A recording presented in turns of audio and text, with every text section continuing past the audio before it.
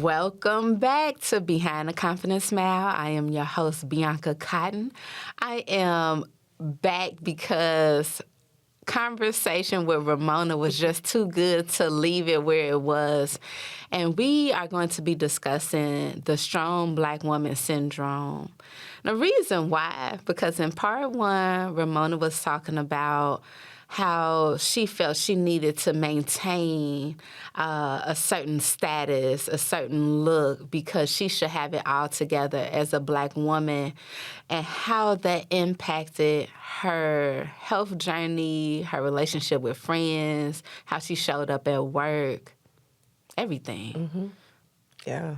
So thank you for even talking about it in part one. We're going to dig into it now. So you were in the midst of having your diagnoses and scheduling your surgery and your insurance changing at work. And you're like, wait, and in the midst of a divorce. So literally life is lifing. Yes. Hard. Full speed, yes. And you're like, but I should be able to handle this. I should be able to maintain this. Yes. Tell me more about that and where that stems from for you. Yeah, that's a great question. Maybe it stems from childhood, wanting to be, the best student in the classroom. I don't know, but I felt like I had to keep up this facade that I had everything together, because in my mind, vulnerability was you're weak. Vulnerability is that you're not a leader. And in many spaces where I was in life at that time, I was recognized as a leader. And so to show up differently, I thought would be damaging. And not in a egotistical type of way, but just in I was modeling for other folks, right? I had young women looking up to me as a, professional. I had young women coming to my home from the kids' school, who looked up to me, oh, Miss Ramona, we love you. Can we get some honey buns, and all that type of stuff. So I felt like I had to maintain that just to not only for self, but for those who were somewhat dependent on me. And I know that sounds so narcissistic, but that's my truth. It's your truth, and we're going to unpack your truth, right? As far as being a Black woman, why do we feel like we have to maintain a level of perfectionism in order to feel as though we're being strong and lifting up others versus showing up as your authentic self? Like, this is real life. Yeah. I mean, but think about what we see in the media coming up as, young Black girls, whether it's all my life I had to fight, it's always that is our model of, who has it together. I know I had mentioned the Huxtables before, right? We had Claire Huxtable. She was a mom. How many kids they had? They had a whole bunch of kids. Right. But yet she was a lawyer. Had a great career. Would great come home marriage. and cook, right? And so those were like the prototypes of okay, we got to be strong, because that damsel in distress never looked like us. That prince who came in on that shining horse or whatever didn't come to rescue folks like us. So for me, I just kind of created this prototype, this model that I aspired to, as a child and as an adult, it continued. And I think that played into this strong Black woman. I can do it all. I can save everybody. No, you can't. So when did you realize you couldn't save everybody? Do I know it now? Probably not. I think it's a daily, struggle and remembrance. Because again, it's just so innate. But now I think in this space that I'm able to be more truthful and transparent, and because it's freeing, to remember that I am a human. I'm not a robot. Yeah, true. And, when you're on the airport or in the airplane, they say you got to put your mask on before you put on someone else's, but I have to be reminded, because I go into that mode just automatically. So I'm still a student. Yeah. But again, making sure that I touch my sisters, my network, my girlfriends, we check on each other, and not because something has happened, but just those daily, hey, let me send you a text message to uplift you. Let me send you something that's going to make you laugh. Right. Let me send you a song from when we was in high school, to take you back then. But that's what I kind of do to kind of not only help myself, but as, a reminder to my circle as well, too. Definitely. Yeah. I want to go back to when you talked about your 8-year-old was helping you with the bulbs and training it out for you. In that moment, how did you feel? Because you talked about struggling with vulnerability, right? What did that do for you? Yeah, I mean, I felt loved. That was maybe because I didn't grow up with my daddy. I don't know. Another episode. Trying to make my son and my daddy. But no, I felt safe. I felt safe because, again, I was having a moment. It could have been like an anxiety moment, but I can't do this. And I'm still kind of the same way with him now that he's much older. He's 17, about to leave the house. But, like, if I see a mouse, I'm like, I can't do this. And I'm like, it's just a mouse, Ramona. But, yeah, he's still my rock. So thank God that, I have him and his siblings. But I felt safe in that moment. Right. And, I give thanks, that I have them and others for those type of moments. I'm curious to know now that you've been through the journey of the double mastectomy and recovering, how did this impact you showing up as a leader after this experience? So, yeah, that's a great question. So the first time around, I went back to work too quick because work was an escape for me. And so it allowed me not to deal with, the cancer piece. It allowed me to keep making more money so that I kept food in the refrigerator, right? So that the lights weren't getting cut off or the gas, whatever we used to get cut off. So that's what I did. And so I excelled. I was a beast, and so I kept getting promoted, because, again, I don't know what was driving me. Was it the cancer that was driving me? Was it we ain't gonna go through this again with no food in the refrigerator? But I showed up well. When I crossed the threshold at work, I left all that BS, all that fear and all that I can't squeeze my bulbs behind me, and I showed up and showed out. And so from that perspective, I don't think anyone would have ever known. They were like, oh, Ramona, she's a go-getter, because that's how it manifested in that space. And actually, too, when the cancer came back, I continued that same model. And so it makes me think now, like, had I had slowed down and taken time for my body to heal, right. Would I have had a recurrence? Because I do believe that a lot of the conditions that we're talking about or that we're seeing nowadays in the world, cancer, heart disease, COVID, so much of it is driven by stress and our body's inflammatory response. So, had I really used that time off of work the first time around to just heal, would I have, avoided a recurrence? So who knows, right? But it's just something that I keep in mind now when I'm out there in beast mode, like, oh, Ramona, go sit yourself down. Because, again, you can't do it all. You can't save the world. You got to put your mask on first. Right. But, again, that strong black woman, because everybody's coming to you for answers and questions, at work and in other spaces, giving you they stuff. And I got to check that too. Like, I don't want your problem. That's your job. I'll recommend you do this, but you know what? You keep that over there. I don't need to take on yours and mine. Because, again, it goes back to the strong black woman piece as well, too. And carrying other people's bags. There you go. So when you recognize you carrying someone's bag, like, what is your immediate thought? It depends. So nowadays, I'm like, here, take that right back. Sometimes I'll try to coach the person through whatever to help them. Because I don't know, I feel like I have this responsibility to help. But, yeah, I don't take their plate or their bag away from them. Like, no, you can put that little strap on your purse and that'll be cute, but you keep that over there. But, again, it's a daily reminder because automatically I'm like, oh, yeah, I can help you. Come on over here. No. Right. Let me give you tools for you to help yourself and let me keep doing what I'm supposed to do. Delegating. Yeah. So what does rest look like for you as a black woman? Oh, that's a good question. Rest, for me, I guess it's time with my kids, which is usually shuffling them around. Being that Uber? Yeah, being an Uber. Even though they now drive, I don't know why I'm still an Uber. Or, even just like sitting down and watching TV, going to a sports game or something. Because even too, like I really give thanks for my kids because how I found out the cancer had returned, that was another fluke that was driven by my youngest daughter. We were in bed together, and she was flipping and flopping and twerking or doing something because she's a twerk monster. But she dropped down on the bed, and she elbowed me, and she chipped my front tooth.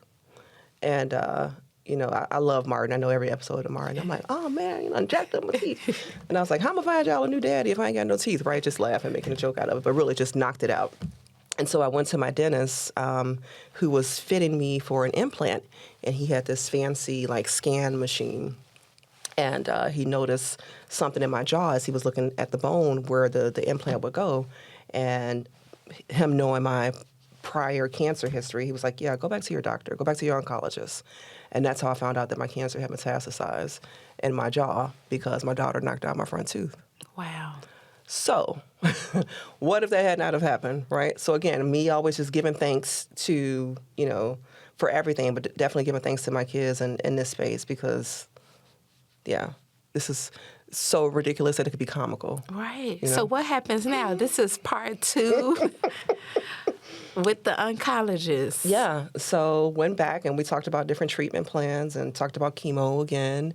And, again, I'm a pharmacist. I understand, how drugs work and how they help to eradicate cancer cells and stuff.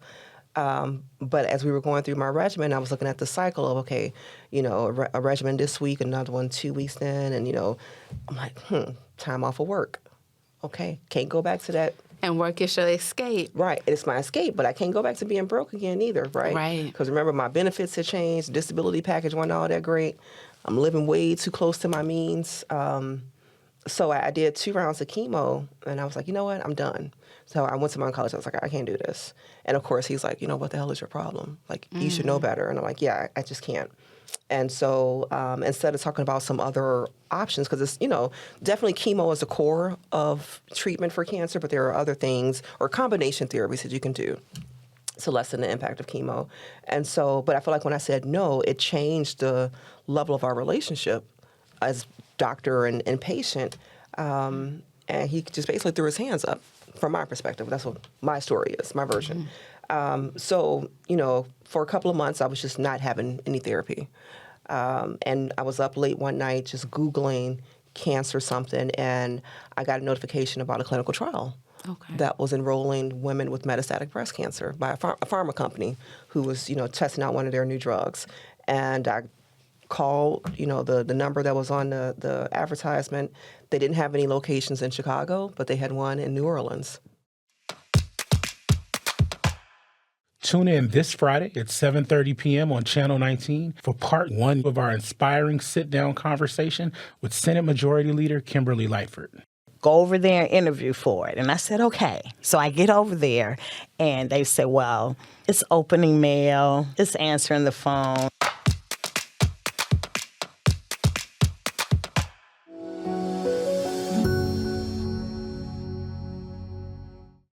So I was like, oh. Hightailed myself down to New Orleans to meet with the research coordinators to see if I met the criteria for the study. I did.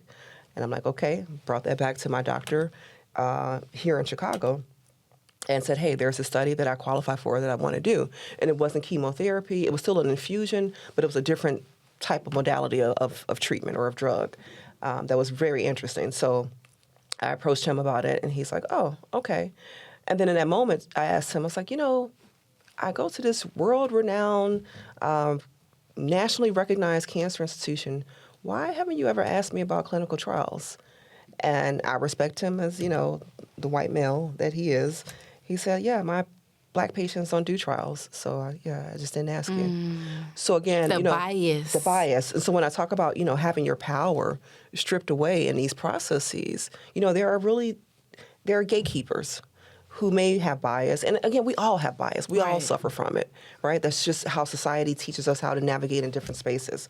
But the fact that he didn't ask you, just lumped me into, my Black patients don't do clinical trials. And we're talking about a large institution here in the city.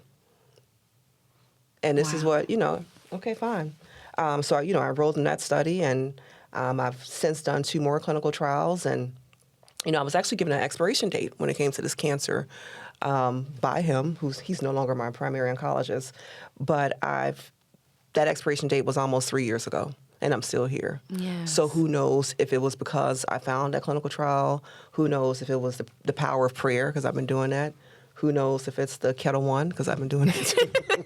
Love vodka. You have all your modalities. Right. Who knows if it was my Plenty of Fish escapades, because, I was out there trying to show off these new boobs, But, Yeah, so I'm thankful for all the experiences, even the bad ones, because again, it's given me a deeper understanding as to what the issues are for women that look like us, no matter whether they're dealing with breast cancer or something else, but to use my voice to kind of remove those barriers for them and change the story that, of how women deal with, health conditions, how they deal in healthcare, and how they deal with breast cancer. So. And changing the face. It's not an older white woman that gets breast with the cancer. Pink ribbon. No. With the pink ribbon. And the pink could hats. be you. It could be you. Right. And it is us. And that's the thing, because if you think about, again, going back to numbers, I always look at the epidemiology of like, what is the incidence or the prevalence of breast cancer? And even here in Chicago alone, white women get diagnosed with breast cancer way more than black women and Latino women or Latinas. Makes sense because they're a larger chunk of the population. But if we look at the morbidity and mortality, the death around cancer, that's when you see those numbers go way up for us, right? Way up for Latinas. And it's like, okay, well, why? Because if we're only a small percentage of those who are getting diagnosed, why are we dying? Right. And so often when I hear public health specialists talk about that specific, disparity that we see, they confer so much blame to the community, to the women. Oh, they don't go to the doctor. Oh, they don't care about their bodies. And maybe some of that is true because it's systemic. But then you have issues like mine where you're being denied opportunities for care, right? Or you're having to call multiple times to get care. So or get a appointment, period. Mm-hmm. So if we're really looking for true solutions to kind of change the disparity of what we see there, we can't make the blame go to one piece of it. It's so not fair. And so that's kind of the passion and purpose that drives me now in my profession. Right. And that was kind of like the catalyst of me moving from retail pharmacy into the pharma industry.